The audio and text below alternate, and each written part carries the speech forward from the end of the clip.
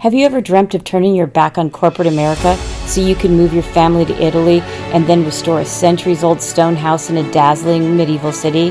Well, I turned that dream into reality. My name is Jody, and this is Restoring-Ostuni. Andiamo.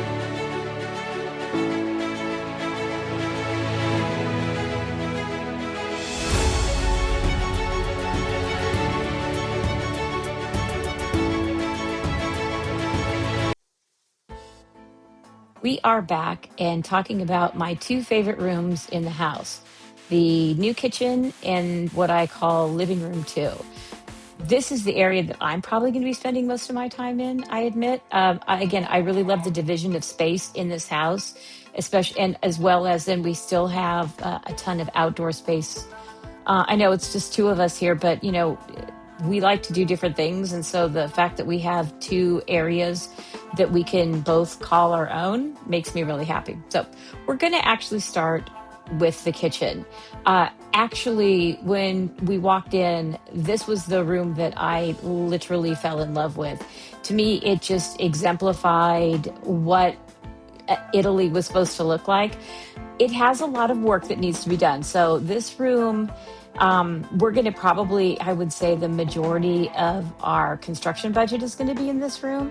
So starting off, when we were talking to Pietro, I really wanted to have my sink in front of the window, and Pietro told me no.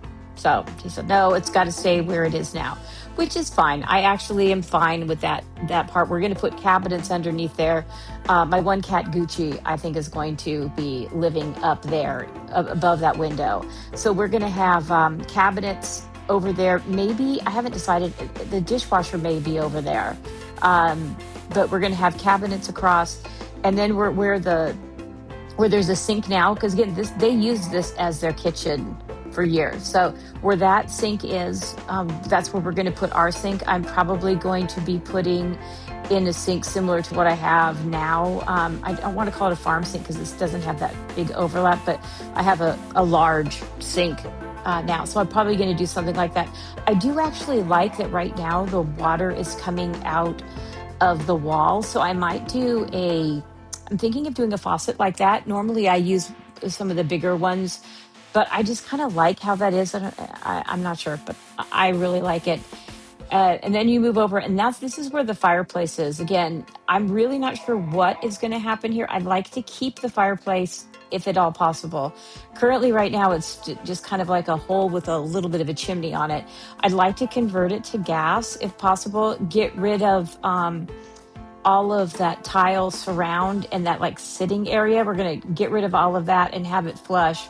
I'm not sure. I might have right there be where like some of my water bowls for my dogs and stuff are. I'm not sure, right in front of there. But we'll have that opening, so the kitchen will end and then restart. And then when we get to that back wall, that is where we'll have my gas stove. Very excited about that. Again, we actually thought about switching this out and having the other room be our kitchen. But then as talking to Pietro, since all of the utilities and stuff are already on that wall, I'm thinking that it makes more sense to have it there. Like I said, we had talked back and forth, but just for the cost effectiveness, I think that's going to work. So we'll be putting it. I'm not sure what we're going to have as a backsplash.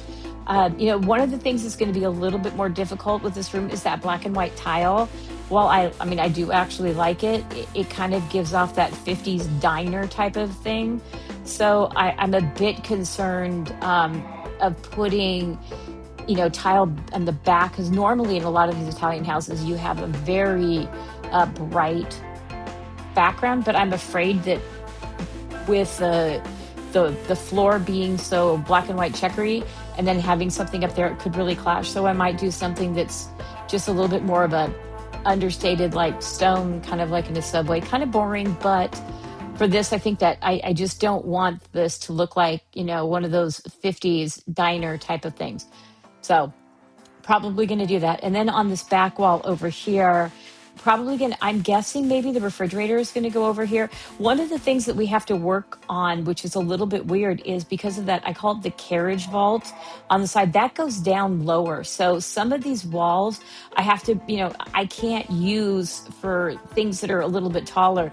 Even downstairs, trying to find a wardrobe that will fit under that lower ceiling of those parts, it is a little bit problematic. So my guess is that we'll have some shelving over there.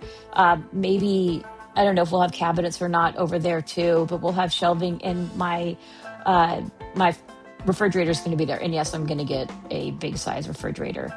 Not huge. We use a counter depth right now. We don't really have that much, but I'm going to have like a regular size refrigerator there, and probably some storage. Still trying to decide if we're going to do what kind of island. Are we going to do just a dedicated island for preparing food, or are we going to do it so that there's room for seating? Right now, we usually sit and eat at our island. We don't even use our table at our house now. So I'm not really sure what we're going to do there. We may have a cafe style table in the living room. So that's an option too. I know I want to have an island for, chopping things and doing things like that. Also want to have some storage in there. Again, I keep using the storage word. You're going to hear this throughout. There's no storage. There's no pantry. So how am I going to do some of these things without, adding that in there? There's just, the room is just too small. There's not going to be any room for that. So that's where, keeping things organized and making it as easy as possible to place things is going to be important in this room. So really glad, I'm really excited about that. The only other thing I'll say, and I'll put it on this one, is that I haven't decided if I'm going to get rid of the door into the kitchen or not. It's kind of sort of in the way, but at the same time, if things get loud, it might be nice to be able to shut it. Not sure. So we may or may not keep it. And then the door into the living room, we are definitely going to be doing some work on that, because it needs to be taller. Like Steve has to duck a little bit, and he's like 5'10". So we're going to, I think we're going to probably just, take some of it out and just make it, more of an arch. Even though there's no other arches in there, I think it'll kind of look better, because it's not going to, it's just going to be a pathway. Now we are on to our last of the big rooms to talk about. And this one honestly is going to have the least amount of work done, other than adding the door. This is where we're going to use as the living room. And this is also going to be, I will call it my lair. One of the things similar to the living room downstairs, one of the things that I'm going to be concerned about in this room is not making it just a pathway to go outside. This is where we're going to have we're going to add a door into the backyard, which is going to be wonderful. But at the same time, what I don't want this to be is just a room that we just keep going straight through, and it's not really have its own definition of a space. So like I said, we are going to add that. I did purchase a couch for this already. The downstairs couch, I would say, is a lot more formal.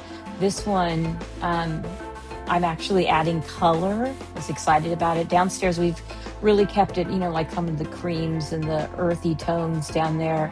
I wanted something that had a little bit of, I don't want to say more fun, but a little bit of a pop of color. Again, we have that black and white floor, so a lot of things are going to stay muted. But I got this couch, and what I really like about it is that the cushions you can move around. And we had tried this couch out when we had gone to a furniture store. So this is a little bit more casual, I would say, than the upstairs. And it, they say you can sleep on it. So it could be like a secondary or a third bedroom type of thing. It's a little bit more casual. This room is going to be casual. Like I said, my peaks are probably going to be living up here. And so, I want furniture that is, good with animals. This one did have, is stain resistant, because we have animals. And not that I think they're going to do anything on them, but you never know what's going to happen, or people spilling. So really excited about that. Really love my couch. Hopefully you guys like it. I like it. Again, I'm having a lot of fun, because I'm able to have everything custom made here. It's really funny. Italian custom, there's some of the stuff that's like bazillion dollars, and then there's stuff that's pretty affordable. I went to I'm not buying $25,000 couches or anything like that. I've been able to find some good deals. I really like this company that I purchased from. We'll see when I get it, if I like it as much. But I just really like this casualness. And again, the upstairs is going to be, to me, more of like the family home type of thing. Have the kitchen right there.